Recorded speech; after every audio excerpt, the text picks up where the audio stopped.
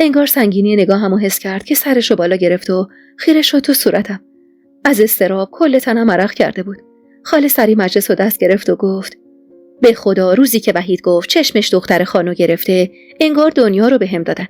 گفتم کی بهتر از زری جانم؟ خدا رو شکر دیده و شناخته شده است. تک دختر خواهرزادمه. مگه میشه راضی نباشم؟ بعدم انگار که ما جواب مثبت رو بهشون دادیم، رو به بابا خانم گفت: خان، اجازه میدی همین امشب انگشتر رو دست عروس قشنگم کنم؟ بابا خان معذب بود. میدونستم خالش رو خیلی دوست داره و نمیتونه دست رد به سینه اون بزنه. بعد از چند ثانیه سکوت، همونطور که با تسبیح تو دستش بازی میکرد، رو به خاله گفت: چی بگم والا خاله جان، راستش من تا امروز هیچ خواستگاری رو به خونه راه نمیدادم، مگه با رضایت قلبی دخترم. خودتون بهتر از من میدونید که زری نور چشممه. مادر نداره. منم دلم نمیخواد بهش سخت بگیرم یا مجبورش کنم به ازدواج با مردی که دوستش نداره. شما تنها کسی هستید که بدون اطلاع زری اومدید خواستگاری. یعنی میخوام بگم اونقدر برام محترم و عزیز هستید. حالا هم زری جان خودش باید تصمیم بگیره. لب گزیدم و سرمو پایین انداختم و با خودم گفتم تا کی میخوای جواب رد بدی به خواستگارات؟ آخرش که باید شوهر کنی. چه بهتر که زن همین پسر خالشی. خدا رو چه دیدی؟ شاید صدقه سر فامیلی آبروتو نبرد. اصلا شاید به خاطر طبیب بودنش همچین چیزی رو ننگ و عار ندونه. اما با تمام این تفاسیر گفتم بهتره چند روزی رو فکر کنم به این موضوع، بعد جواب بدم. و زیر لب آهسته گفتم: هرچی بابا خانم بگن همونه، اما اگه اجازه بدی چند روزی رو فکر کنم. و اینجور بود که قرار شد چند روزی رو من فکر کنم و بعد جواب قطعی رو به خاله اینا بدیم. اون شب خاله اینا رفتن و من با یه دنیا فکر و خیال تنها موندم. اما خب خیلی زودتر از چیزی که بابا خان فکر میکرد من جواب مثبت رو دادم به وحید، به مردی که از شنیدن جواب مثبتم اشک توی چشمش جمع شده بود. درست 3 روز بعد از خواستگاری بود و وحید آش رشته برامون آورده بود. به قول اختر آش بهونه بود. اومده بود منو ببینه، وگرنه میتونست آشو دست اختر بده، اما ازش خواسته بود تا منو صدا کنه و آشو بده دست خودم. میگفت مادرش گفته این آش مخصوص منه و باید حتما به دست خودم بسپارتش. رفتم تو دالان. اونجا ایستاده بود و این پا اون پا میکرد. وقتی منو دید زیر لب سلام داد. سنگینی نگاهش رو خودم حس میکردم.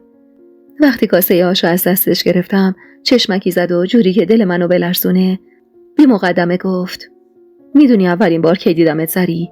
اولین بار تو مراسم ختم مادر دیدمت. کنجکاو نگاش کردم. لبخندی زد و ادامه داد: خیلی گریه میکردی. دلم میخواست بیام دستتو بگیرم و از اون محیط شلوغ دورت کنم. مادرت فوت شده بود و پدرت نبود که آرومت کنه. انگار هیچ کسی تو رو نمیدید. وقتی دیدم هیچ کس حواسش بهت نیست، از مادرم خواستم بیاد پیش تو آرومت کنه. یادمه یه لباس سرمه‌ای تنت بود. موهاتو 2 طرف صورتت بافته بودی. چشمای خیس از اشکت قلب هر کسی رو به درد می آورد. بعد اون اتفاق خیلی وقتا همراه مادرم می اومدم خونتون و یه گوشه میستادم و از دور نگات میکردم. مادرم همیشه میگفت خان حالاها تک دخترش رو شوهر نمیده. منم صدقه سر همین حرفا خیالم راحت بود. با شدم رفتم شهر، درسمو خوندم تا لایق دختر خان باشم. اما وقتی برگشتم بهم گفتن دختر خان نشون کرده یه پسر شهری شده. خیلی طول کشید تا با خودم کنار بیام و قبول کنم که از دست دادم دختری رو که تو نوجوانی و تو رویاهام باهاش زندگی کردم. مدتی از ذهن رفتم. چند وقتی درگیر بیماری پدرم بودم تا اینکه با خبر شدم اون نامزدی به هم خورده. با خودم گفتم یکم صبر میکنم تا اوضاع احوال بهتر بشه و این بار دیگه معطل نمیکنم. از همون روزای اول مادرمو فرستادم تا با خان حرف بزنه. بعدم که تونستم کارامو جفت و جور کنم و توی این ده مشغول به طبابت بشم. واسه همینم خودم شخصا پا پیش گذاشتم. نمیدونم چرا از این حرفاش حس خوبی گرفتم. محبت کلامش قلبمو به لرزه انداخت. با خودم گفتم اگه بفهمه چه بلایی سرم اومده بازم همینطور آروم و خونسرد باقی میمونه. بازم از علاقش میگه. من فقط سکوت کرده بودم و حرفاشو میشنیدم و یه جورایی قند تو دلم آب میشد و همزمان اضطراب به جونم افتاده بود. وقتی دید سکوت کردم خودشون سکوت شکست و ادامه داد. خب زری، فکراتو کردی؟ لبخند محوی زدم و به این 3 روز فکر کردم که هرچی با خودم بالا و پایین کرده بودم جز خوبی هیچی تو این مرد ندیده بودم. و آروم گفتم بله، فکر کردم. و سریع خواستم کاسه رو از دستش بگیرم که با سماجت گفت خب نتیجهش. لب کسیدم و گفتم ببخشید آشو نمیدید؟ ابروی بالا انداخت و با شیطنت گفت تا جواب نگیرم نه. نگران بودم. میترسیدم یهو سر و کله بابا خان یا برادران پیدا بشه. واسه همین دست باچه گفتم هنوز به بابا خانم نگفتم. که گفت به من بگی قول میدم وقتی بابا خانت خواست جواب رو بهمون بگه خودمو بزنم به اون را. چطوره؟ نگاش کردم. جوون چارشونه‌ای بود با چشمای درشت و ابروهای باریک. صورت گردی داشت و آرامشو میشد از چشمای عسلیش خوند. از ترس اینکه اگه جوابشو ندم بازم بخواد بمونه و اصرار کنه زیر لب گفتم جوابم مثبته. انتظار داشتم هیجان زده بشه یا با صدای بلند عکس‌العملی نشون بده. اما برخلاف تصورم اشک نشست توی چشماش و آهسته گفت به خدا قسم خوشبختت میکنم. زندگی واسط میسازم که هیچ وقت بابت جوابی که بهم دادی پشیمون نشی. بعدم کاسه هاشو گذاشت تو دستم و عقب گرد کرد تا بیرون بره. که بی اختیار گفتم تشریف نمیارید داخل؟ لبخند مهربونی زد و گفت شب میام. منتظرم باش. با رفتنش میخواستم نفس عمیقی بکشم که یهو احمد از در عمارت وارد شد و اومد توی دالون. از چشماش آتیش و خشم میبارید. معلوم بود وحید و موقع رفتن دیده و حالا منو که اینجا میدید میفهمید جریان چی بوده و من داشتم باهاش حرف میزدم. زیر لب گفت حیف که آقا جون پشتته، وگرنه هر دختر دیگه ای جای تو الان اینجا جلو روم وایساده بود و با یه مرد غریب خلوت کرده بود باید فلک میشد. گم شو برو تو اتاقت. بعدم غرغر کنان گفت از بس بهت رو دادم وقیح شدی.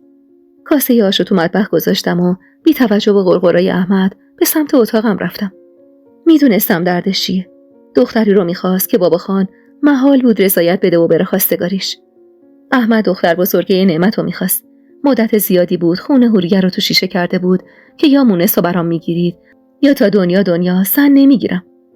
حوریه هم میگفت آقاد محال راضی بشه و بره خواستگاری دختر نعمت. اما احمدم میگفت چرا به گناه پدر دختر رو مجازات میکنید. جنگ و دعواشونم تمومی نداشت. احمد که جرئت نداشت جلوی بابا خان حرفی بزنه واسه همین همیشه با حوریه دعوا داشت که تو چه مادری هستی که نمیتونی کاری واسم کنی.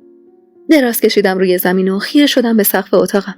با خودم فکر کردم که سیاوش رو بیشتر دوست داشتم یا وحیدو. دروغ چرا؟ هنوزم قلبم برای سیاوش و محبت نابش میتپید. اما وحیدم مرد بدی نبود. با خودم گفتم دیگه سیاوش رو باید فراموش کنی. سیاوش دیگه شوهر سمیه است و حتی حق نداری بهش فکر کنی. فردای اون روز سر و کله خاله مینا پیدا شد. به پهنای صورت میخندید تا منو دید دست دور گردنم انداخت و محکم گونه‌مو بوسید و گفت الهی قربون قدمت برم. به خدا دنیا رو بهم دادم وقتی وحیدم گفت جواب مثبت بهش دادی. لبخندی زدم و با خجالت سرمو پایین انداختم. خاله چادر از سرش کشید و گفت آقات خونه است. وقتی گفتم آره خاله با ذوق گفت خان بیا که خبر خوش دارم برات. بابا خان از طبقه بالا نگاهی به حیاط انداخت و گفت خوش خبر باشی خاله جان. خوش خبرم خان. گل دخترت قرار عروسم بشه. خبر از این خوشتر. بابا خان تعجب کرده بود و کمی صورتش جدی شد. پایین اومد و رو به من که سرمو تا آخرین حد ممکن پایین انداخته بودم گفت آره زری جواب مثبت دادی بی خبر از من. شرمنده شدم و تو دلم به خودم فحش دادم که به حرفای وحید اعتماد کردم که چرا زبون لعنتیمو بد موقع باز کردم و جواب مستقیم به خودش دادم. بابا خانم حق داشت. نباید بدون خبرش جواب مثبت میدادم. خاله اومد میونه رو گرفت و گفت ماشاءالله دخترم اونقدر حجب و حیا داشته که روش نشده به آقاش چیزی بگه. نور به قبر مادرش بباره. الهی خدا عمر با عزت به عروس قشنگم بده. بلا و مصیبت ازش دور باشه. عین مادرش با شرم و حیاست. من اومدم زیر زبونش رو کشیدم چون وحیدم دیگه طاقت نداشت منتظر بمونه. حقم داره. عروس به این قشنگی کی طاقت داره صبر کنه؟ سریم دید من دست بردار نیستم. قبل اینکه با شما مشورت کنه جواب مثبتش رو به من داد. منم که غریبه نیستم نصرالله خان. خدا رحمت کنه خواهرمو. من و شما با هم تو حیات همین خونه بزرگ شدیم. سریم فرقی با دختر خودم نداره. با شنیدن حرفای خاله نفس راحتی کشیدم. وزیر چشمی بابا خانو نگاه کردم که لبخند محوی روی لباش نشسته بود. خاله خوب رگ خواب آدما رو بلد بود و میدونست چطور باید دل آدما رو به دست بیاره. خیالش که بابت بابا خان راحت شد بوسه‌ای به گونه من زد و گفت نصرالله خان 7 گوشه دلت راضی باشه. دخترتو جای بدی نفرستادی. از امروز مادری میکنم براش. عید همین امسال عقد و عروسی رو با هم میگیریم برن سر خونه زندگیشون. به امید خدا سر سال نوبت و بغل بگیری خان. خان بابا از این حرفای خاله گل از گلش شکفت. پیپش رو روشن کرد و لبه ایوون نشست و گفت پس برو بساط بلا برون رو حاضر کن مادر شوهر. خاله با صدا خندید و دست بابا خانو بوسید و چشم بلندی گفت. از دیدن خوشحالی بابا خانم لبم به خنده باز شد، اما با یادآوری مشکلی که داشتم تو یه لحظه شادیم پر کشید.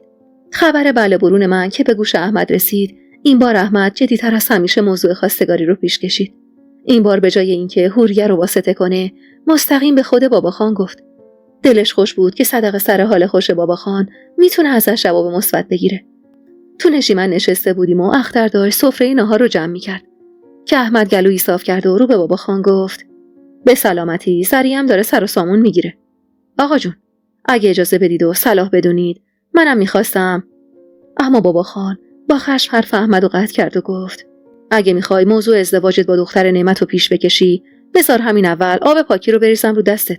تا روزی که من زنده‌ام دختر اون نارفیق حق نداره به عنوان عروس پاشو تو این خونه بذاره. تو هم میتونی بین خانواده‌ت و اون دختر یکی رو انتخاب کنی. احمد وارفته سر جاش نشست. معلوم بود انتظار نداشته. بابا خان اونقدر با جدیت حرف زده بود که جای هیچ بحثی رو نذاشته بود. بابا خان شروع کرد به کشیدن قلیونی که اختر تازه واسش آورده بود و گفت دختر حشمت پسر داییمو میگم. ماشاءالله بر و روی خوبی داره. آفتاب مهتاب صورتش رو ندیده. احمد اومد مخالفت کنه که بابا خان با قیس گفت دیگه نمیخوام حرفی بشنوم. آخر همین هفته یه جا میریم خواستگاری. من به حشمت قول دادم جفت دختراش عروس خودم بشن. میدونستم احمد جرئت نداره با بابا خان مخالفت کنه. هرچند دستشو مشت کرده بود و هرس میخورد، اما حرفی نزد. دخترای حشمت رو میشناختم. احمد کمی دیگه نشست و بعد در حالی که از خش رگی گردنش بیرون زده بود با اجازه ای گفت و از نشیمن بیرون رفت. با رفتنش رو به بابا خان گفتم بابا خان، احمد دختر نعمت رو خیلی دوست داره. دختر بدی هم که نیست. چرا مخالفید؟ نمیشه که دختر رو به گناه پدر مجازات کرد. نعمت هم که مرده. پس از چی میترسید؟ بابا خان خیره شد به یه نقطه و گفت یه روز آرزون بود دخترای نعمت بشن عروس خودم. دختراش تو همین خونه بزرگ شدن. کنار تو. خیالم راحت بود از حجب و حیاشون. اما نعمت ضربه بدی به من زد. فکر نکنی قصه مال دنیا رو میخورم ها. نه. مال دنیا امروز هست فردا نیست. من بابت سالهایی که با این مرد رفاقت کردم افسوس میخورم. در مورد مرگ نعمتم من هنوز میگم نعمت زنده است. اونی که داره این کاغذهای تهدید واسه من میفرسته از طرف نعمته. فقط نمیدونم چرا. چه کینه‌ای از من به دل داره که اینجوری داره تلافی میکنه. 1 سال آزگاره دست نکشیده از این کار. فقط یه حدس میزنم. یعنی هرچی فکر میکنم و گذشته رو مرور میکنم فقط به یه چیزی میرسم. با کنجکاوی گفتم به چی بابا خان؟ بابا خان بعد از سکوت کوتاهی گفت نمیخوام تو این موضوع دخالت کنی زری. یا حتی بهش فکر کنی. بارها بهت گفتم بازم میگم. تحت هیچ شرایطی نمیخوام بی احتیاطی کنی. تنها از خونه بیرون نرو. همیشه به این فکر کن که یه دشمن بیرون این خونه داری و تحت هیچ شرایطی نباید بهش فرصتی برای سوء استفاده بدی. چشمی گفتم و بعد از شنیدن نصیحت‌های بابا خان از اتاق بیرون زدم. بابا خان بالاخره کار خودشو کرد و قبل از مراسم بله برون من مراسم خواستگاری برادرامو هماهنگ کرد. میگفت میخوام جفتشونو تو یه شب داماد کنم. احمد اما راضی نبود. هرچند همون شب اول خواستگاری جفتشون جواب مثبت قطعی رو از خانواده عروس گرفته بودن. اما احمد اصلا اهمیتی به نامزد خوشگلش نمیداد. آذر ماه به نیمه رسیده بود و حوریه در تدارک مراسم عقد محمود بود. احمد اما راضی به عقد نمیشد.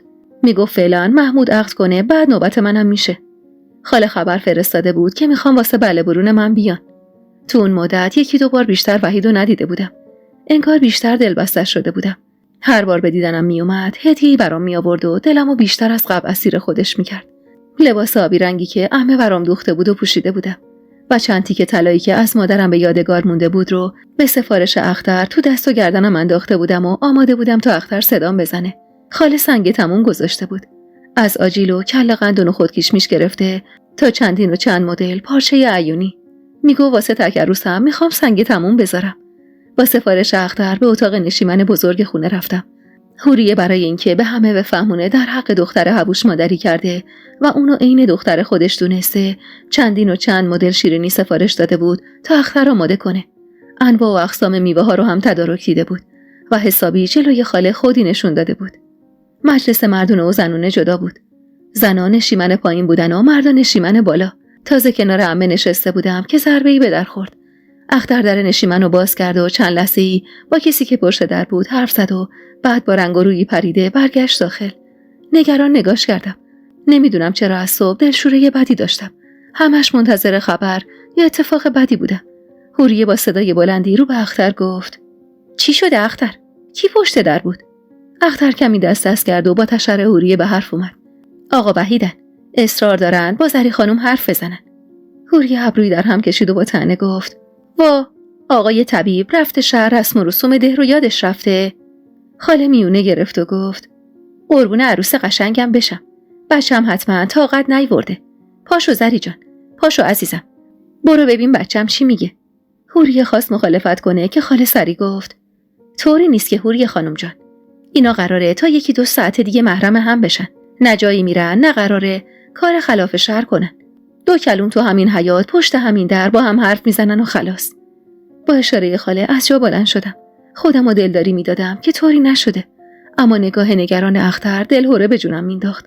از نشیمن که زدم بیرون چشمم به وحید افتاد. لب حوض وسط حیاط نشسته بود و با اخمایی در هم خیره بود به آب تو حوض. جز ما فقط چند تا از خدمه در حال رفت و آمد بودن و کسی حواسش به ما نبود.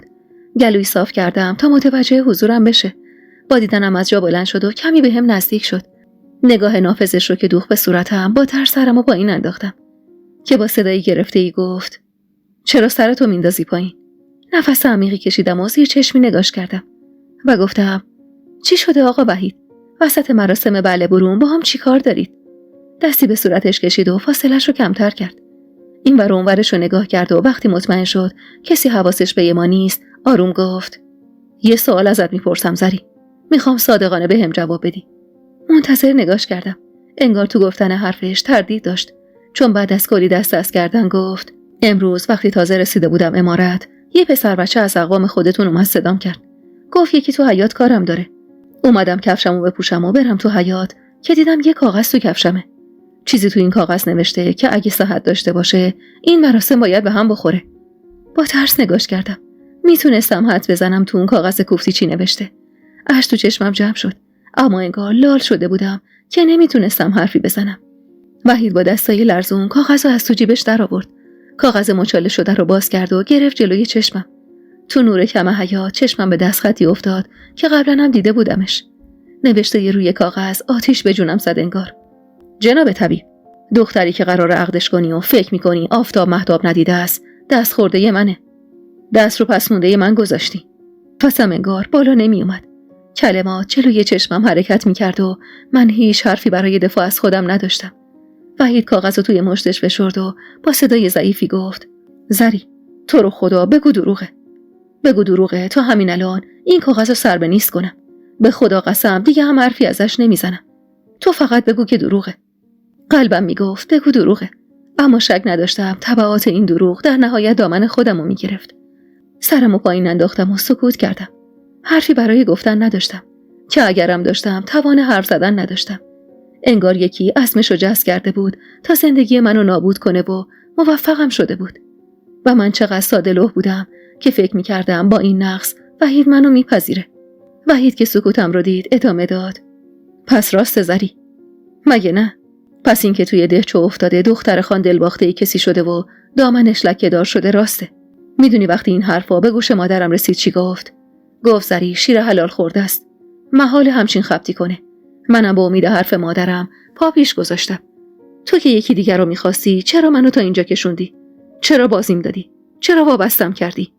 با گریه نالیدم: من هرچی بوده زوری بوده. وحید پوزخندی زد و گفت: معلومه که اینو میگی، میخوای خودتو تبرئه کنی. شایدم میترسی من مهر تایید بزنم به حرفم. نترس، من هنوز اونقدر بیشرف نشدم که آبروی ناموس خودمو ببرم. اینو گفت و کاغذ مچاله شده رو انداخت جلوی پامو. بدون اینکه فرصتی برای دفاع بهم بده به سرعت ازم دور شد و به سمت مجلس مردونه رفت. خم شدم و کاغذ رو برداشتم. کی بود اون نامردی که قصد نابودی زندگیمو داشت؟ با گریه کاغذ رو ریز ریز کردم و تو آب حوض ریختم. نمیدونستم وحید میخواد چی کار کنه. هنوز چند دقیقه از رفتنش نگذشته بود که پدرش از نشیمن بالا بیرون اومد و خودشم با عجله از عمارت خارج شد. ترس کل وجودمو گرفته بود. ترس پس زده شدن، ترس بی‌آبرو شدن. آقا مجید پدر وحید تو تاریکی حیاط منو ندید و به سمت زنونه رفت. پشت تنه یه درخت تنومندی که توی حیاط بود پناه گرفتم تا ببینم عاقبت مراسم بله برونم به کجا کشیده میشه. کمی بعد خاله پشت سر شوهرش از نشیمن بیرون زد. نگاهی به اطراف انداخت و وقتی دید کسی تو حیاط نیست با حرص گفت: چی شده آقا مجید؟ معلوم هست تو و پسرت چتونه؟ اون اومد سری رو کشید بیرون، بعدم معلوم نشد کجا رفت. تو هم اومدی منو کشوندی بیرون. به خدا هر کی ندونه فکر میکنه اتفاقی افتاده. آقا مجید حرف خاله رو قطع کرد و گفت: وحید جفت پاشو کرده توی کفش که الا و بلا این مراسم باید به هم بخوره. نفسم گرفت، دستم و جلوی دهنم گرفتم تا صدای گریم بالا نره.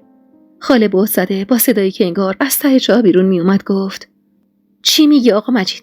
یعنی چی؟ داری سر به سرم میذاری؟ وحید کو؟ این مسخره بازی‌ها چیه؟ من نمیدونم. هرچی باهاش حرف زدم دلیلی واسم نیورد. فقط گفت خودتون میدونید بی دلیل حرف نمیزنم. بعدم گذاشت و رفت. میگم نکنه حرفایی که پشت دختر خان میگفتن حقیقت داشته باشه. خاله با غیظ گفت: ساکت آقا مجید، صداتو بیار پایین. زبونتو گاز بگیر. میفهمی داری چی میگی؟ مردم یاوه‌گو هر چی گفتن قرار نیست تو هم تکرار کنی. سری دختر خانه، بزرگزاده است. البته که خان 1000 تا دشمن رنگ و بارنگ و 1000 جور رقیب و حسود دورش ریخته. معلومه که پشت سرش حرف ناروا میزنن. تو هم برو اون پسره احمقو پیدا کن، بیارش سر مراسم. این بله برون امشب باید تموم بشه. بهش بگو مادرت گفت شیرم و حرومت میکنم. اگه بخوای آبروی منو جلوی خان ببری، به خدا دیگه اسمشو هم نمیارم. و خواست به سمت نشیمن برگرده که آقا مجید صد راهش شد و گفت: میگم وحید رفت. با چه زبونی باید بهت بگم؟ خودت هم خوب میدونی وقتی بگه نه، استغفرالله، خود خدا هم نمیتونه نظرشو عوض کنه. خاله با رفته روی زمین نشست. وسیله محکمی به صورت خودش کوبید و گفت: خدا منو مرگ بده از دست این پسر. ببین چه کار کرده، اونم وسط همچین مراسمی. خدایا من چه کار کنم؟ چطور به هم بزنم این مراسمو؟ جواب خانو چی بدم؟ جواب مردمو چی بدم؟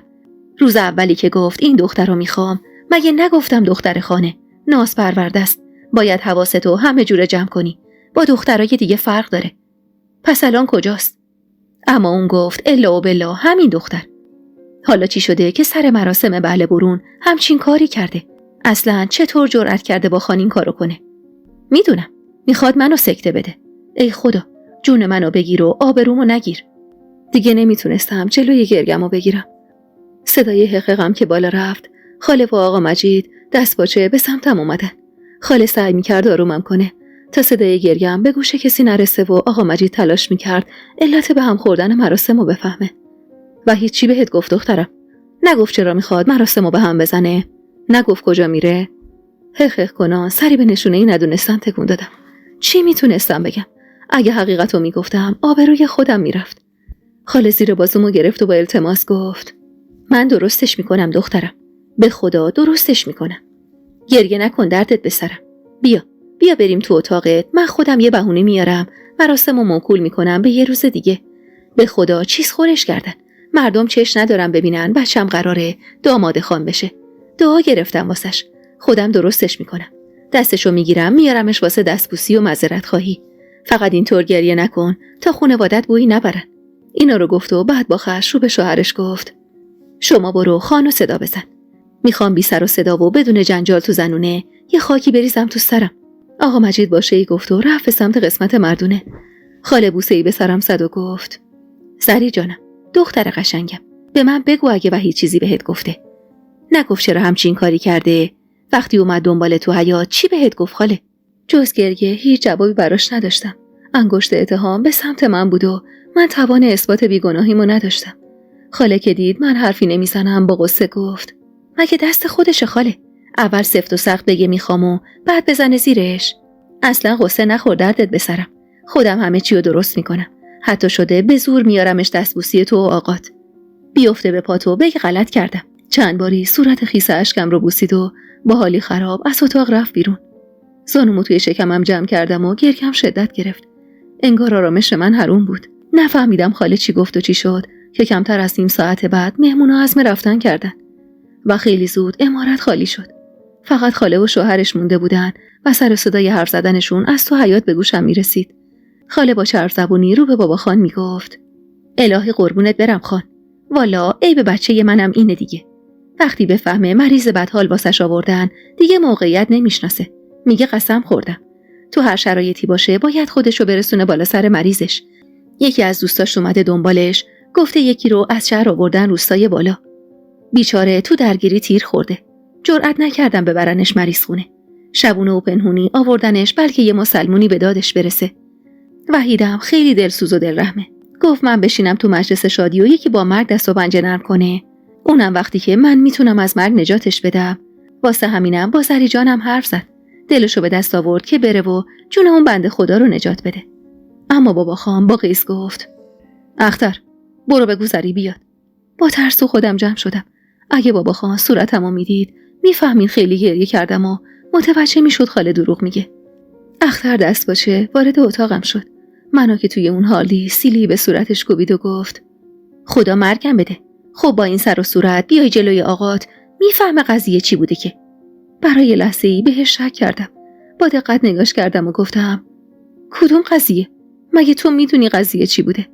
اختر کمی دست باچه شد، اما سریع خودشو جمع و جور کرد و گفت: خب آقا وحیدو که دیدم فهمیدم. یعنی اونقدر به هم ریخته بود که مشخص بود یه طوری شده. بعدم وقتی داشتید حرف میزدید سرک کشیدم، دیدم یه چیزی نشونتون داد. بعدم رفتن و شما هم زدید زیر گریه. دیگه حرف زدنش کار سختی واسم نبود. اینا رو ول کن زری جان. الان خان بابات میخواد باهات حرف بزنه. اگه بفهمه گریه کردی یا ناراحتی شک میکنه به درست بودن حرف خالت. اینجوری همه چی خراب میشه و دیگه هیچ کسی نمیتونه درستش کنه. اسمت میفته سر زبونا. همه میگفتن لابا دختر خان عیب و ایرادی داره که مدام نامزدیش به هم میخوره. پاشو بیا بریم و زیاد نزدیک بابا خانت نشو. تو تاریکی حیات شاید متوجه نشه. بعدم اگه فهمید بگو دلخور شدی بابت رفتن وحید. اگرم گفت چی بهت گفته بگو گفته مریض بدحال دارم باید برم بالا سرش. سری تکون دادم و از جا بلند شدم. دستی به صورتم کشیدم و پشت سر اختر به سمت حیات رفتم. باید با خاله همکاری میکردم به امید اینکه بتونه وحیدو برگردونه. بابا خان با دیدنم با نگرانی دست زیر چونم زد و گفت: گریه کردی زری؟ دستمو مشت کردم و به سختی جلوی گریه کردنمو گرفتم و گفتم: یکم دلم گرفته بود بابا خان. بابا خان با قیس گفت: چی بهت گفتیم پسره؟ واسه چی مراسمو به هم زد؟ من آبرومو از سر راه نیوردم که مراسم بله برون دخترم به هم بخوره و بشه لغلقه زبون مردم یاوه‌گو. نیم نگاهی به خاله انداختم. خاله با التماس نگام میکرد. اول گفتم گوره بابای تمام اتفاقاتی که بعدش میفته. حقیقتو به بابا خان بگو و همه چی رو تموم کن. اما از اون اتفاق زمان زیادی گذشته بود و اثبات کردنش محال بود. از طرفی هم امید داشتم خاله بتونه وحیدو برگردونه. واسه همینم با صدای لرزونی گفتم: آقا وحید بهم گفت یه مریض بدحال داره که باید بره بالا سرش. خودشم بابت این موضوع خیلی ناراحت بود. وقتی گفت اگه نره ممکنه اون جوون جونشو از دست بده، منم خودم بهش گفتم بره. نخواستم به خاطر بله برونم جوونی از دنیا بره. اگه گریه کردمم واسه این بوده که یعنی به خاطر این ناراحت بودم که چرا شب بله برونم باید همچین اتفاقی بیفته. وگرنه اون بنده خدا که چیزی نگفته بود. اتفاقا خیلی خوشحال شدم که جون یه آدم اونقدر واسش مهمه. حالم داشت از خودم و دروغام و اون شرایط به هم میخورد، اما چاره دیگه ای نداشتم. بابا خان اساشو به زمین کوبید و گفت: خدا کنه حرفتون راست باشه، که به خدا قسم اگه یکیتون دروغ گفته باشید چشمی بندم رو همه چیزو وسط همین حیات فلکتون میکنم. اینو گفت و با خشم به سمت نشیمن رفت. قبل اینکه وارد نشیمن بشه خطاب به خاله گفت: 3 روز دیگه دست پسرتو بگیر و بیارش واسه بله برون. هیچ عذر و بهونه‌ای هم قبول نمی‌کنم. اگه به هر دلیلی نیومد هم عواقب بدی براتون داره. دختر من بی کس و کار نیست که بخواید آبروشو ببرید. خاله دوید جلو و گفت: دردت به سرم نصرالله خان. چرا نیاد؟ از خداشه که بیاد. والا اگه پای جون یه جوون در میون نبود محال بود عروس قشنگشو بذاره و بره. اصلاً همین فردا صبح خودم میارمش دستبوسی. میارمش تا ازتون معذرت خواهی کنه بابت خبطی که کرده. انگار خان بابا بو برده بود که حرفای خاله دروغه. چون بی حرف سری تکون داد و به سمت نشیمن رفت. بعدم با صدای بلندی رو به جمع گفت: کسی مزاحمم نشه. میخوام بخوابم. با رفتنش حوری غرغر کنان گفت: آبرومون جلوی همه رفت. والا هر کی پا میشد میگفت نکنه باز عین سری قبل دختر خان نامزدیشو به هم زده. خاله اخ میکرد و گفت: هر کی گفته غلط کرده. فردا که وحیدم اومد دستبوسی خان همه چیز مشخص میشه. بعدم اشاره‌ای به شوهرش کرد و بعد از دلجویی و خداحافظی از من از عمارت بیرون زدن. شب عجیبی بود اون شب. هر بار چشم روی هم می‌ذاشتم کابوس می‌دیدم. بعد مدت‌ها دوباره کابوس اون مرد رو می‌دیدم که با چشمای روشنش وحشت به جونم مینداخت. فردای اون روز بابا خان حسابی برزخی بود. حوریه سپرده بود کسی نره اتاقش تا خشم بابا خان دامنگیرش نشه. خودش هم مدام حرف بار من میکرد و میگفت معلوم نیست چه درد و مرضی داری که یا خودت نامزدی تو به هم میزنی یا طرف مقابلت. میگفت شک نکن وحید بر نمیگرده. خالتم حریفش نمیشه. اینا رو که میگفت تن و بدن من میلرزید که اگه واقعا بر نگرده چه خاکی دوست دارم بریزم. چه بهانه‌ای برای رد کردنش بیارم. قرار بود خاله همون روز دست وحیدو بگیره و بیاره دستبوسی آقام. اما نه اون روز و نه 3 روز بعدش هیچ خبری از خاله نشد. خودمو تو اتاقم حبس کرده بودم و همه چیزو به تقدیر و سرنوشت سپرده بودم. نه درست میتونستم غذا بخورم، نه میتونستم با کسی حرف بزنم. روز 3 بود که با صدای بلند بابا خان از جا پریدم.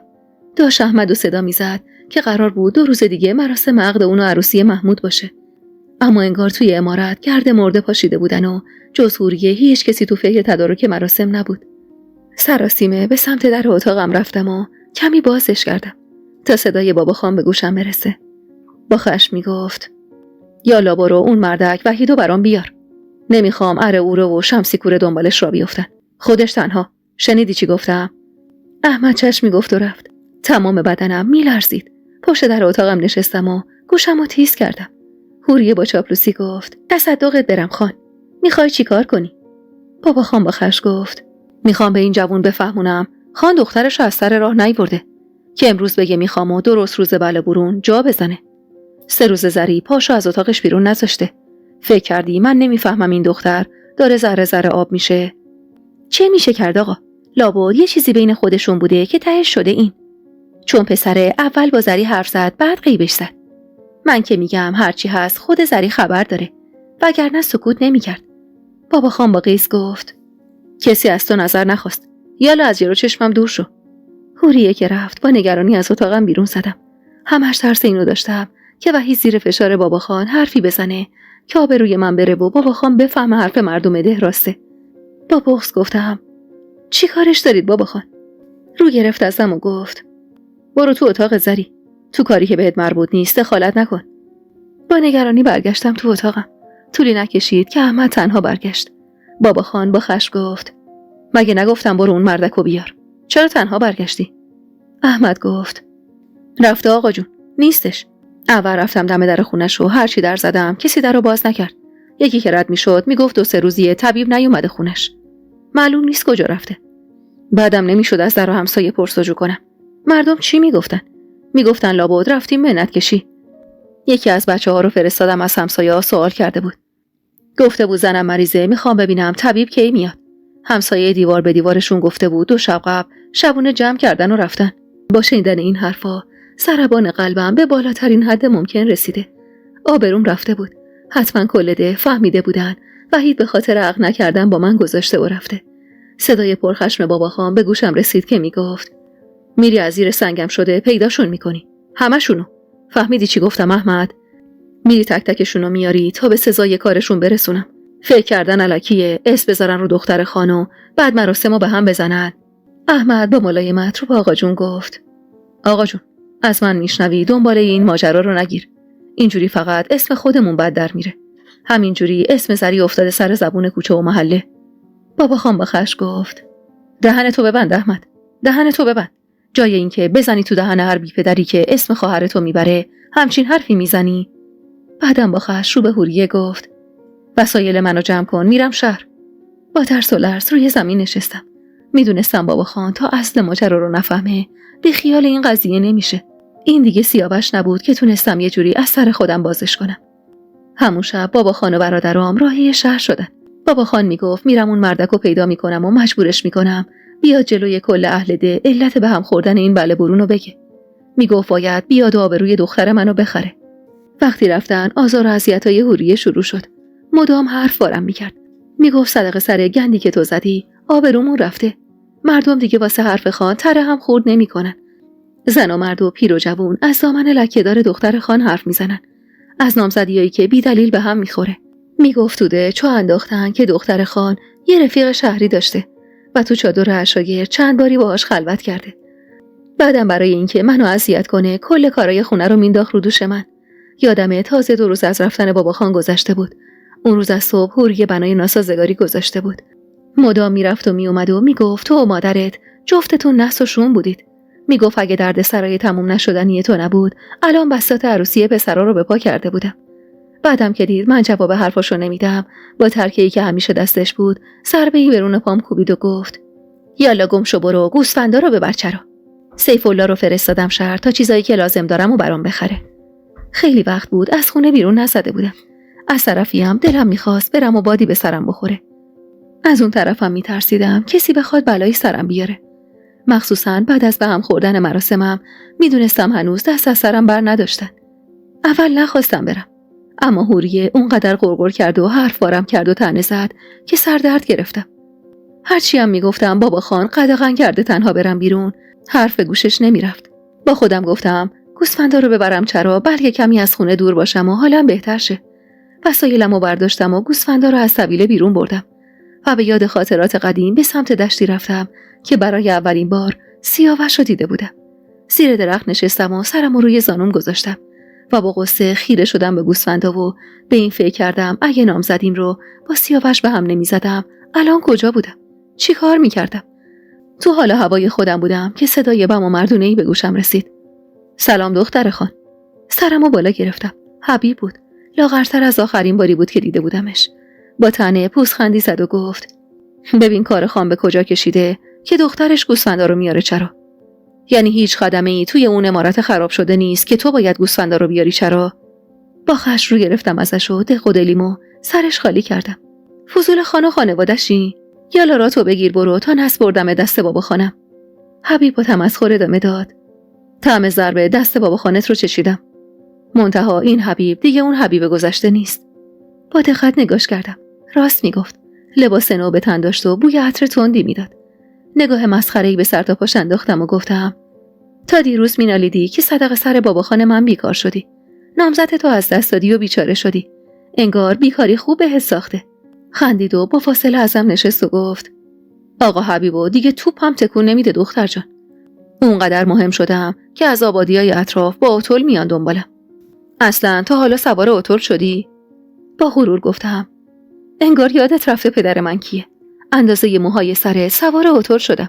حالا تو بگو صدق سر چه کاری به نون و نوا رسیدی؟ دستشو ستون بدنش کرد و خیره شد به آسمون و با سرخوشی گفت شدم ساقی.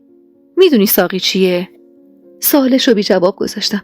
اصلا دلم نمیخواست باهاش هم کلام شم. توی ده کم حرف پشتم نبود. همینم مونده بود با این مرد هم کلام بشم و کسی ما رو ببینه. اما حبیب دست بردار نبود و ادامه داد پیر و جوون دیگه منو میشناسن. اسم حسین آقا از دهنشون نمیفته. با تعجب گفتم مگه اسمت حبیب نیست؟ چرا؟ اما از وقتی رفتم تو این خط خودم اسممو عوض کردم. از اسم حبیب بدم میاد. منو یاد روزای بدبختیم میندازه.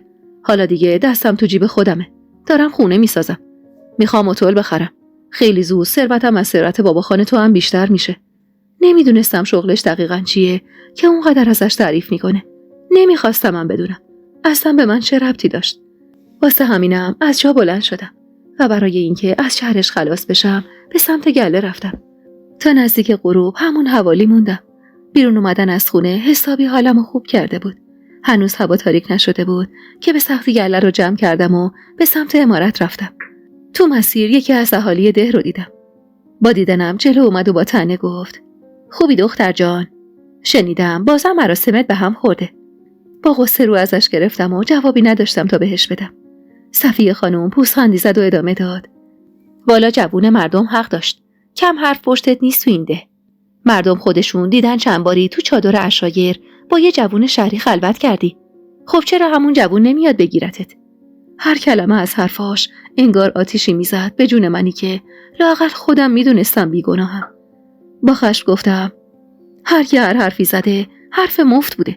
شما هم انگار حواست جمع نیست و نمیدونی داری با کی حرف میزنی.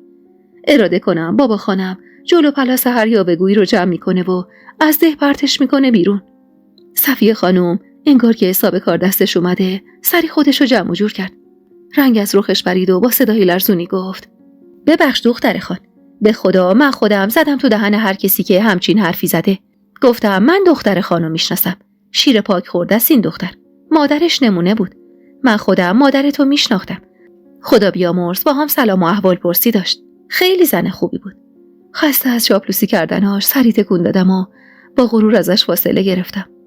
تو راه رفتم به عمارت بودم که دوباره چشمم به حبیب افتاد. جلوی در یه خونه ایستاده بود و دستشو به دیوار گرفته بود و داشت با مردی که دم در بود خوشو بش میکرد. صدای زنگوله گله رو که شنید به سمتم برگشت. خیره شد بهم و با تمسخر چشمکی بهم زد. با غیظ نگاهمو ازش گرفتم و به سمت طویله رفتم. حیوونا رو بردم تو طویله، کمی یونجه براشون ریختم و خواستم از طویله بیرون برم که صدای پایی به گوشم رسید. ترسیده کمی عقب رفتم. تو طویله فقط یه فانوس بود که در حد خیلی کم طویله رو روشن میکرد. سری خودمو بین چند تا از حیوونا مخفی کردم. اما کسی که پشت سرم وارد طویله شده بود انگار میدونست من اونجا. صدای سوت زدنی به گوشم رسید و پشت بندش کسی با سرخوشی گفت: دختر خان، کجا قایم شدی؟ لابد بین گوسفندا. بعد زد زیر خنده. از ترس داشتم پس میافتادم. طویله بابا خان جایی بود که قبلا فقط 1-2 تا خونه اطرافش بود. اما بعد از اون آتش سوزی دیگه هیچ خونه‌ای بالاتر و پایینترش وجود نداشت. فقط به خاطر بزرگی بیش از حدش صدام به کسی نمیرسید. از پشت حیوونا سرکی کشیدم. مرد قد بلندی که داشت تو طویله راه میرفت همون مردی بود که همراه نعمت طویله رو آتیش زده بود. لرز افتاد به جونم. انگار این انتقام و کینه تمومی نداشت. تا دیدم به سمت دیگه ای طویله رفت، یواشکی از پشت حیوونا بیرون اومدم و پاورچین به سمت در رفتم. چشمم به اون مرد بود و حواسم بود که متوجه من نشه. صدای گوسفندا هم اونقدر زیاد بود که صدای قدمای منو نمیشنید. چند قدم مونده بود تا به در برسم که یه دفعه دستی از پشت روی دهنم قرار گرفت و تازه اونجا بود که فهمیدم 2 نفر تو طویله بودن. از ته گلو داد زدم و کمک خواستم. مرد دوم منو کشون به سمت ته طویله برد. دیگه صدام به جایی نمیرسید. وحشت زده تقلا کردم. دست و پا میزدم و تلاش میکردم خودم رو نجات بدم. تو اوج ناامیدی وقتی مرد اول دستش به سمت لباسام رفته بود تا بتونه اونا رو از تنم خارج کنه، یه دفعه صدای فریادی به گوشم رسید. کی اونجاست؟ چی کار میکنید؟ صدای یه مرد بود. هر 2 نفر به محض شنیدن صدای اون مرد رهام کردن و تو چشم هم زدنی از در پشتی طویله فرار کردن. از زور حقیق نفسم بالا نمی اومد. مردی که نجاتم داده بود با فانوسی که به دست داشت به هم نزدیک شد و تازه اونجا بود که فهمیدم فرشته نجاتم حبیبه. جلوم زانو زد و به نگرانی گفت: خوبی؟ کاریت نکردن؟ گریه کنا سری به نشونه نه تکون دادم. حبیب سری از جا بلند شد و از در پشتی رفت بیرون. منم با حالی خراب بلند شدم. 4 قدم روی سرم مرتب کردم. باید میرفتم خونه. باید میرفتم و همه چیزو به حوریه میگفتم. درست زن آقام بود و به شدت از من بیزار بود، اما محال بود تو همچین قضیه‌ای ساکت بمونه. منتظر برگشت حبیب نموندم و با قدمای لرزون از طویله بیرون زدم. اشکام کل صورتمو خیس کرده بود، اما من میخواستم برم عمارت و همه چیزو بگم و خودمو خلاص کنم. دیگه از این همه کابوس و ترس خسته شده بودم. تو آسونه‌ای در عمارت که رسیدم احساس کردم صدای بابا خان و برادرامو میشنوم. سری وارد شدم. احمد و محمود تو حیاط بودن، اما خبری از بابا خان نبود. احمد با دیدنم اخ می‌کرد و گفت: کدوم گوری بودی؟ این چه سر و وضعی واسه خودت درست کردی؟ کم مردم پشت حرف میزنن، رفتی خودتو به نمایش بذاری و حرف و حدیثا رو بیشتر کنی؟ با غصه نالیدم: داداش من. اما احمد نذاش حرفم تموم شه. با 2 گام بلند به هم نزدیک شد، دست انداخت و یقه لباسمو گرفت و با خشم گفت: داداشو زهر مار، گند زدی به زندگی همه ما، آبرو واسمون نذاشتی. چه گوهی خوردی که وحید کتک خورد اما لب از لب باز نکرد؟ چه کار کردی که بله برونت به هم خورده و خودت خفه خون گرفتی؟ بعدم محکم حالم داد عقب. کمرم به تنه یه درختی توی حیاط خورد و آخی از درد گفتم: محمود آتیش بیار معرکه شد، زندگی همه رو خراب کردی. این که الان زنده‌ای از بی غیرتی ماست، وگرنه هر کسی جای ما بود سرتو میذاش لب همین باغچه و گوش تا گوش میبرید. اگه حمایتای آقا جونو نداشتی من یکی زندت نمیذاشتم. گریه کنان گفتم: من کاری نکردم، به جون بابا خان من کاری نکردم. احمد با خشم چنگی به موهام زد. جیغی از درد کشیدم، اما انگار بابا خان نبود که احمد بی‌پروا شده بود. کاری نکردی؟ آوازه گندکاریات تو تموم ده پیچیده. بعد میگی کاری نکردی؟ زانوم خم شد و روی زمین نشستم و گفتم به خدا یه احد و واحد من خطایی نکردم. همین امروز رفته بودم تو طبیله. یکی مزاحمم شد. یکی 2 نفر بودن. یعنی 2 نفر بودن. 2 تا مرد غریبه. یکیشون همونی بود که با نعمت طویله رو آتیش زدن. میخواستن بی‌آبرون کنن. اگه یکی از اهالی ده سر نمیرسید به هدفشون میرسیدن. احمد با خشم لگدی نثارم کرد و گفت خفه شو زری، که به خدا قسم اگه از آقا جون نمیترسیدم خودم با دستای خودم همین الان خفت میکردم. کثافت، آوازه گندکاریت پیچیده تو ده. همه میدونن دختر خان فاسده. حالا میخوای گندکاری خودتو بندازی گردن بقیه؟ فکر کردی ما هم عین آقا جون ساده ایم که گول گریه زاریاتو بخوریم و حرفاتو باور کنیم؟ رد چنگی که اون مرد روی دستم انداخته بود و نشون احمد دادم و گفتم ببین داداش، ببین دروغ نمیگم، به خدا شاهد دارم، خودش دید، رفت دنبالشون. اصلا شاید گیرشون انداخته باشه. شاهدت کیه؟ هان؟ با ترس و لرز گفتم حبیب. اون بود که نجاتم داد. احمد با خشم از موهام منو گرفت و بلندم کرد. تو قصد کردی ما رو بیشتر از این بی‌آبرو کنی، مگه نه؟ دستمو به سرم گرفتم و خواستم حرفی بزنم که صدای پرخشم حوریه به گوشم رسید. چی کار میکنید؟ میخواید یه ذره آبرویی که داریم رو هم ببرید؟ احمد، یالا ببرش تو انبار. وسط حیاط جای سوال جواب کردن نیست. میخوای در همسایه بشنون؟ احمد کشون منو به سمت انبار برد. گریه میکردم و بابا خانمو صدا میکردم، اما هر بار که صدام بالا میرفت لگدی از محمود میخوردم. انگار قصد جونمو کرده بودن. احمد منو انداخت تو انبار و با طعنه گفت شاهد داری؟ شاهدت کیه؟ یه ساقی مواد، یه آدم بی غیرت که سر مواد ناموس خودش هم میذاره وسط. آدم تر از اون بی غیرت پیدا نکردی شاهدت بشه؟ زانوهامو بغل گرفتم و با گریه گفتم بابا خانکو، چرا با من این کارو میکنید؟ مگه من چی کار کردم؟ احمد دندوناشو به هم فشرد و گفت حتما یه غلطی کردی که اسمت افتاده سر زبون پیر و جوون این ده، که رعیت این آبادی دیگه واسه حرف ما تر هم خورد نمیکنن. فکر نمیکنم خان و خانزاده های هیچ آبادی به قدر ما بی آبرو شده باشن. همینجا میتمرگی تا آقا جون برگرده و تکلیفتو روشن کنه. اینو گفت و در انبار رو بست و قفل کرد. گیر افتاده بودم. توی فضای کوچیک و بدون نور گیر کرده بودم و هیچ کسی به اندازه ی حوریه نمیدونست من چه وحشتی از فضای تنگ و بسته دارم. انبار اونقدر وسیله توش بود که یه فضای کوچیک شاید 2 در 2 توی اون باقی مونده بود واسه نشستن. چند تا نفس عمیق کشیدم. چشمامو بستم و سعی کردم فراموش کنم تو چه فضای تنگی گیر افتادم. نمیدونم چقدر گذشت تا در انباری باز شد و اختر سرکی به داخل کشید. تا منو دید دستپاچه سینی غذا رو گذاشت روی زمین و زمزمه کرد خان بر نگشته، چرا شو منم نمیدونم. اینو گفت و سری در رو بست. با غصه سینی غذا رو کشیدم سمت خودم و به کمک نور 2 تا شمعی که توی سینی بود تون تون غذامو خوردم. معلوم نبود چرا بابا خان بر نگشته. هرچی که بود احمد و محمود دور برداشته بودن و کسی هم جلودارشون نبود. تا خود صبح تو همون انباری موندم. اونقدر وسیله اونجا بود که جایی برای خوابیدن نداشتم. به حالت نشسته دستمو دور زانوم حلقه کردم و سرمو روی زانوم گذاشتم و چشم بستم. اما اونقدر فکر و خیال تو سرم بود که با وجود خستگی و خواب‌آلودگی بازم خوابم نمیبرد. صبح با صدای باز شدن در انباری چشم باز کردم. نور خورشید که به صورتم تابید باعث شد چشم ببندم و دستمو جلوی صورتم بذارم. حوریه با تنفر گفت گم شو بیا بیرون، احمد کارت داره. سریع از جا بلند شدم و رفتم بیرون. کل تنم کوفته بود و سردرد بدی داشتم. وارد نشیمن قسمت پایین عمارت که شدم چشمم به احمد افتاد. جای بابا خانم نشسته بود. برای لحظه‌ای ترس تمام وجودم رو برداشت. با خودم گفتم نکنه بلایی سر بابا خان اومده که احمد سر جاش نشسته. اما احمد همونطور که قلیون میکشید اشاره کرد جلو برم. با ترس و لرز با کمی فاصله ازش نشستم. حرفی که میزنم و دیگه تکرار نمیکنم زری. فهمیدی؟ ترسیده نگاش کردم و سری به نشونه تایید تکون دادم. محمودم نشسته بود اما سکوت کرده بود و انگار همه چی رو به احمد سپرده بود. 3 روز دیگه یکی میاد خواستگاریت. بی بهونه همون جلسه اول جواب مثبت میدی. شوهر میکنی و از این ده گورتو گم میکنی تا کم کم اسمت از سر زبونا بیفته. تا اون موقع بابا خانم اومده. به خدا قسم بخوای جلوی بابا خان ننه من غریبم بازی در بیاری یا با گریه و زاری نظرش رو عوض کنی، از خدا نمیترسم و با دستای خودم خلاصت میکنم. فهمیدی؟ جمله آخرش رو با فریاد گفت. از ترس به سکسکه افتادم. وحشت زده سری تکون دادم و چشم میگفتم و با اشاره احمد سری از نشیمن بیرون زدم. حوریه تو حیاط بود. سری جلو رفتم و سراغ باباخانو گرفتم. با خونسردی نگاهی بهم کرد و گفت باباخانه سکته کرده. قرار امروز مرخص بشه. پسرا میرن شهر که بیارنش. حس کردم قلبم از حرکت ایستاد. باباخانم سکته کرده بود. اشک نشست روی گونم و به سختی گفتم چرا سکته کرده؟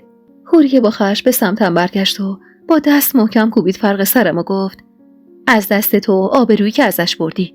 هرچی بدبختی داریم از حضور نسل توه. با گریه دستی به سر دردناکم کشیدم و به اتاقم پناه بردم. 1 ساعت بعد بود که سر و کله اختر پیدا شد. مشخص بود دور از چشم همه اومده تو اتاقم، چون دستپاچه بود و مدام از پنجره به بیرون سرک میکشید. بی معطلی گفت صبحی احمد خان داشت با حوریه خانم حرف میزد. من فالگوش ایستادم و شنیدم. انگار روزی که خان و برادرات میرن شهر، مستقیم میرن خونه شهر خالشون. آدرسشو داشتن. اونجا یقه آقا وحیدو میگیرن و سوال جوابش میکنن که به چه حقی اومدی اسم رو دختر ما گذاشتی و رفتی و گم و گور شدی. باید بیای و زری رو عقد کنی. آقا وحید زیر بار نمیره. میگه من پشیمون شدم. برادراتم میافتن به جونش و حسابی کتکش میزنن. انگار بعدش خاله خان مداخله کرده و با داد و بیداد همشون از خونه انداخته بیرون و برخلاف پسرش که نمیخواسته حرفی از حقیقت بزنه، جلوی مردم کوچه که جمع شده بودن و اون معرکه رو تماشا میکردن با صدای بلند میگه آوازه بی آبروی دختر شما تو آبادیای اطرافم پیچیده. من عقلمو از دست ندادم که تک پسرم رو مجبور کنم با همچین دختری وصلت کنه. شما خیلی آبرو و غیرت دارید، برید جلوی دخترتون رو بگیرید. بعدم کلی حرف نامربوط پشت سرت زده و گویا اگه پسرش جلوشو نمیگرفته و ساکتش نمیکرده، معلوم نبوده دیگه چیا میگفته. همون حرفاشم باعث شده نصرالله خان حالش به هم بخوره و قلبش بگیره. بعدم خانو بردن مریض خونه و طبیب گفته سکته کرده. 1-2 روز اول حالش وخیم بوده، واسه همین پیشش موندن. اما انگار دیروز طبیب گفته حالش بهتره و 1 روز دیگه تحت نظر باشه مرخص میشه. اینا هم اومدن که هم حساب کار رو دست تو بدن، هم خبر بیارن و حوریه خانومو از نگرانی در بیارن. با غصه گفتم تو میدونی خواستگاری که احمد ازش حرف میزنه کیه؟ نظری جان، من خبر ندارم، اما این بار قصدشون جدیه. برادره تا تو رو سر سفره عقد ننشونه آروم نمیگیره. آهی کشیدم و گفتم بابا خانم که اومد بهش میگم 1 سال و اندی قبل چه بلایی سرم اومده. میگم که تو طویله یکی میخواست بیابرون کنه. اختر سری عکس‌العمل نشون داد و گفت بعد این همه وقت چیو میخواید بگید خانم؟ همون موقع هم کسی حرفتون رو باور نمیکرد، چه برسه به الان که این همه وقت ازش گذشته. بعدم با وضعیت قلب خان فکر کردید اگه حقیقتو بدونه بعدش زنده میمونه؟ مستاصل گفتم پس میگی من چیکار کنم؟ احمد میگه اسمم افتاده سر زبون مردم ده. 1-2 روز شب بله برونم 1 کاغذ میده دست نامزدم تا نامزدی رو به هم بزنه. 1000 جور حرف پشتمه. اگه ساکت بمونم انگار تمام تهمت‌ها را قبول کردم. 1 نفر میخواد زندگی منو نابود کنه اختر. علتشو نمیدونم، اما میدونم هر کسی هست تا ابد دست بردار نیست. هر کی هست همونیه که طویله رو آتیش زد، همونیه که منو برد توی اون چادر لعنتی و دامنم و لکه دار کرد، همونیه که اسممو انداخته سر زبون پیر و جوون این ده و منو با مرگ بابا خانم تهدید کرده. همونی که کاغذ رسونده دست وحید و مراسم منو به هم زده. تا کی بشینم و دست رو دست بذارم؟ چقدر تحمل کنم و حرفش روم و توی این 4 دیواری زندانی باشم؟ اختر نشست کنارم و با ملایمت دستمو گرفت و گفت دردت به سرم. میگی چی کار کنی؟ کاری از دستت ساخته نیست. هر چی بگی توف سر بالاست. هر کاری بکنی همه چی بدتر میشه. با خشم دستمو از دستش کشیدم. دیگه حس خوبی نسبت بهش نداشتم. احساس میکردم از خداش آبروی من بره. واسه همینم گفتم اصلا میدونی چیه اختر؟ من اشتباه کردم، روز اول به تو اعتماد کردم و به راهنمایی تو گوش کردم. باید همون روز اول به بابا خانم میگفتم، نه که بذارم اسمم بیفته سر زبون هر کس و ناکسی. برو بیرون از اتاقم. بابا خانم که بیاد همه چی رو صادقانه بهش میگم. بالاتر از سیاهی که رنگی نیست. تهش چی میخواد بشه؟ به قول احمد سرمو میذارن لب باغچه و گوش تا گوش میبرن. اصلا بهتر بذار بمیرم خلاص شم از این زندگی. اختر رو به زور از اتاقم بیرون کردم و زدم زیر گریه. اصلا نمیدونستم راه درست و غلط چیه. آدم دلسوز و محرمی هم اطرافم نبود که باهاش مشورت کنم و ازش راهنمایی بخوام. فردای اون روز صبح زود احمد و محمود برای ترخیص باباخان از مریض خونه رفتن شهر. احمد قبل از رفتن یه بار دیگه تهدیدم کرده بود که اگه بخوام بازی در بیارم یا جلوی باباخان حرفی بزنم که باعث بشه دوباره حالش بد بشه، بلایی سرم میاره که مرغای آسمون به حالم گریه کنن. خورشید داشت کم کم غروب میکرد و من بی توجه به غرغرای حوریه تو حیاط نشسته بودم و چشم انتظار باباخانم بودم. وقتی در حیاط باز شد و باباخان همراه برادران وارد حیاط شد، حس کردم قلبم از حرکت ایستاد. مردی که روبروم بود رو نمیشناختم. باباخانی که تو همون چند روز به شدت لاغر و شکسته شده بود و اگه احمد زیر بغلش رو نمیگرفت و اسبش رو رها میکرد، حتی نمیتونست ثانیه‌ای روی پاش بند بشه. از غصه اشک نشست توی چشمم و با حالی خراب جلو رفتم. خواستم دستشو بگیرم و ببوسم که با همون ضعفش دستشو عقب کشید. دلم شکست از دست باباخانی که هیچ وقت خودشو از هم دریغ نکرده بود. پس حالا چی شده بود؟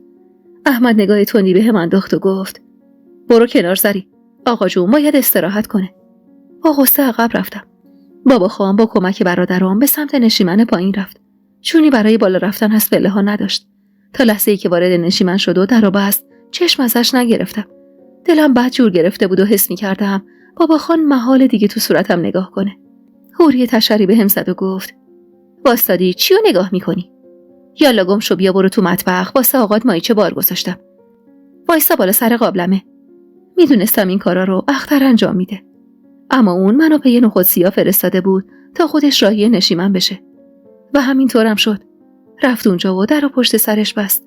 منم از سر کنجکاوی به سمت نشیمن رفتم و فالگوش وایسادم.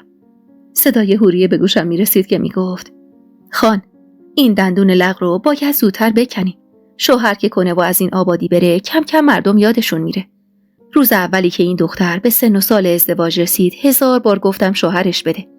گفتم این دختره رو من بهتر میشناسم. مشخص دل شوهر میخواد. هی زدی تو دهن من که تو کاری به کار دختر من نداشته باش. حالا خوب شد نصرالله خان. میخواستی بی آبرومون کنه. چند ماهه که این حرفا به گوش من میرسه. اما جرئت نمیکنم حرفی بزنم. جلوی تو که نمیام بد دخترتو بگن. تو هم ساده‌ای و فکر کردی دخترت آفتاب مهتاب ندیده است. احمد دنباله حرف حوریه رو گرفت و گفت: حالا هم دیر نشده آقا جون. خواستگاری که واسش جور کردم همه چی رو میدونه. گفته مشکلی ندارم. البته من بهش گفتم هر چی بوده شایعه و حرف مفت مردم بوده. 2 روز دیگه هم قرار خواستگاری گذاشتم. دست این دختره رو بذارید تو دستش تا نفس راحتی بکشیم. بالا از ترس شنیدن حرف مردم من یکی جرئت ندارم پامو هیچ جا بذارم. بابا خان با صدای ضعیفی گفت: خیلی خوب. هر کی که هست بگید بیا دست این دختره رو بگیره و ببره. برید بیرون. خستم میخوام بخوابم. با غصه عقب رفتم و به سمت اتاقم دویدم. تا روز خواستگاری احمد 6 دنگ حواسش جمع بود که من با باباخان تنها نشم. اگرم خودش جایی کار داشت و میخواست از عمارت بیرون بزنه، حوریه رو مأمور میکرد تا نذاره من با باباخانم حرف بزنم. هرچند خود باباخانم میلی نداشت با من حرف بزنه که اگه میخواست حتما منو پیش خودش فرا میخوند. تازه هر وقتم به وقت شام یا نهار کنارش بودم نگاهش رو ازم میگرفت و در جواب احوالپرسیام که واقعا از سر نگرانی بود فقط سری تکون میداد. تا رسیدن روز خواستگاری به معنای واقعی کلمه گوشت تنم آب شد. از ترس اینکه خواستگارم آدم درستی نباشه روز و شب نداشتم. یادم شب جمعه بود و از صبح احمد آخرین هشدارش رو داده بود که بهتره حواسم رو جمع کنم تا خواستگاری که برام پیدا کرده از دست نره. با فشارای حوریه مجبور شدم آبی به تنم بزنم. بعدم اختر برای شونه شدن موهای بلند و پرم گل مخصوص به سرم زد و خودش اومد موهامو شونه زد. حین شونه زدن موهام مدام نصیحتم میکرد که بهتره دل بدم به دل این خواستگارم و بهونه بی خود نگیرم تا بلکه سر و سامون بگیرم و بابا خانم نفس راحتی بکشه. از قول احمد میگفت که طبیب گفته اضطراب و فشار برای بابا خانم سمه و اگه یه بار دیگه تحت فشار قرار بگیره حتی دور از جونش ممکن بود جونش رو از دست بده. برای همین مجبور بودم سکوت کنم. تازه گلدونای توی حیاط آب داده بودم که محمود سراسیمه وارد حیاط شد. تشری به من زد و با خشم گفت: اینجا ایستادی چرا؟ گم شو برو تو اتاقت. خواستگارا اومدن. با غصه به سمت اتاقم رفتم و از پنجره قدی اتاق تو تاریک و روشنی حیاط خیره شدم به آدمایی که به عنوان خواستگار پا به عمارتمون گذاشته بودن. اول از همه یه زن و مرد مسن وارد شدن. پشت سرشون یه زن و 2 مرد جوان و در آخرم یه مرد تقریباً 60 ساله. با دقت به 2 مرد جوان نگاه کردم. مشخص بود هیچ کدوم اهل ده ما نیستن. یکی از مردا لباس آراسته تری داشت. با خودم گفتم حتما همین مرد خواستگارمه. از دور زیاد نتونستم ببینمش، اما به نظر قیافه خوبی داشت. کمی دلم آروم گرفت. مهمونا که وارد نشیمن شدن دویدم و به سمت مطبخ رفتم. اختر داشت چایی میریخت. با دیدن من لبخندی زد و گفت سری جان بگو چی شنیدم؟ آقا احمد گفته خودت چایی رو ببری. انگار عموی داماد آوردن همین امشب صیغه محرمیت رو بخونه. اضطراب افتاد به جونم. ما که اصلا رسم صیغه نداشتیم. اصلا اگه داماد آدم خوبی بود علت این همه عجله چی بود؟ اختر که متوجه نگرانیم شد دستی به بازوم زد و گفت نگران نباش، همه چی رو بسپر به خدا. با اینکه برام خیلی سخت بود اما سینی چای رو از دستش گرفتم و با قدمای لرزون وارد نشیمن شدم. سلام که کردم همگی به سمتم برگشتن و چند نفری هم به احترامم بلند شدن. اونقدر ترسیده بودم که سینی چای توی دستم میلرزید و استکانا به هم میخوردن. با همون حال خراب سری چای‌ها رو تعارف کردم. جلوی مردی که حدس می‌زدم داماد باشه کمی مکث کردم. به نظر جوون 30 ساله‌ای میومد. چشم و ابرو مشکی با قیافه‌ای کاملا معمولی. سینی خالی رو گوشه‌ای گذاشتم و کنار حوریه نشستم.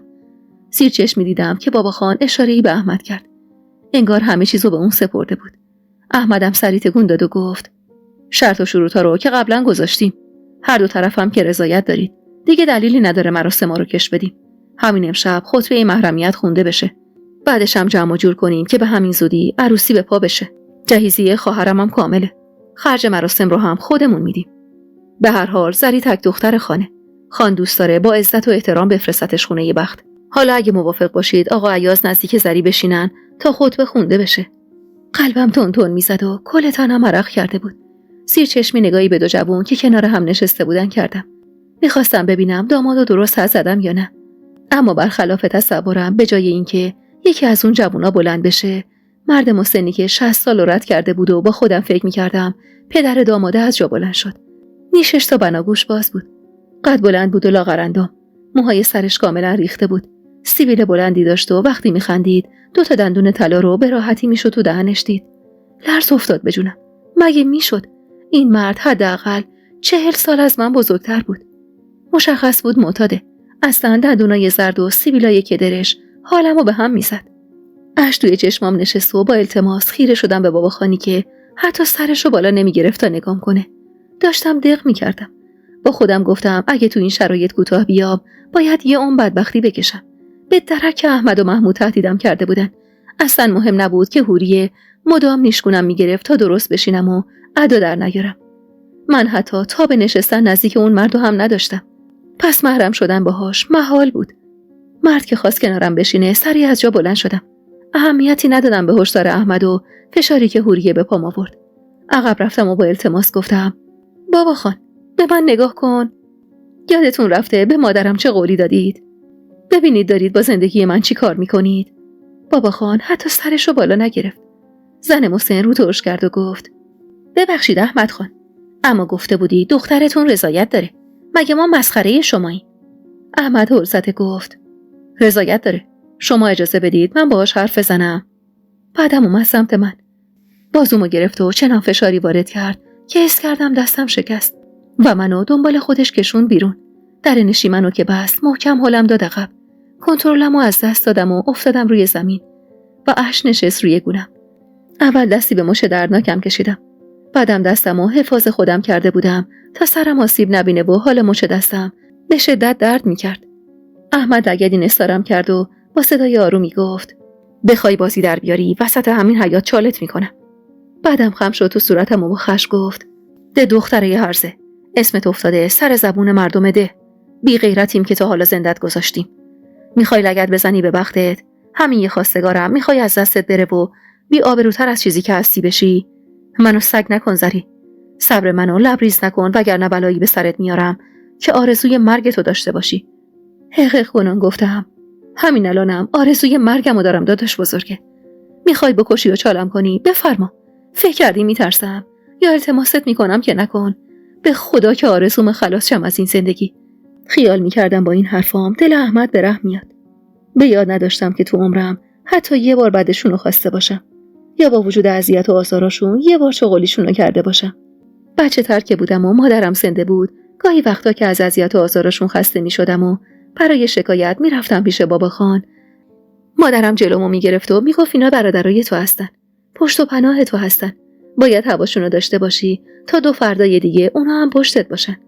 من همیشه دوستشون داشتم، اما اونا هیچ وقت پشت و پناه هم نبودن.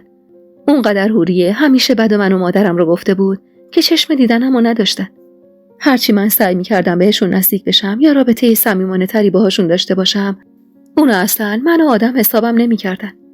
برخلاف انتظارم احمد ناخنش رو فرو کرد تو گوشت تنم و زیر گوشم زمزمه کرد: یه وقت خیال نکنی ذره دلم به حالت میسوزه.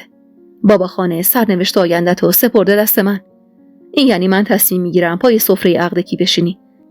من تصمیم میگیرم تا کی زنده باشی. فهمیدی؟ حتی مردنت هم دست خودت نیست داری. پس واسه من بازی در نیار که بد میبینی.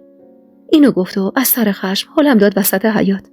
کنترلمو از دست دادم و با صورت زمین خوردم و درد بدی تو صورتم پیچید. بینیم خون میومد و سرم به شدت درد میکرد. محمودم بیرون اومده بود تا به قول خودش منو خرفهم کنه که بین مرگ و زن اون مرد شدم باید یکی رو انتخاب کنم. اما من مرگ رو انتخاب میکردم، اما زن اون مرد نمیشدم. دل خوشی از این زندگی نداشتم که بخوام برای زنده موندن به هر ریسمونی چنگ بزنم. خواستگارا انگار سر و صدای ما رو شنیدن و قصد رفتن کردن.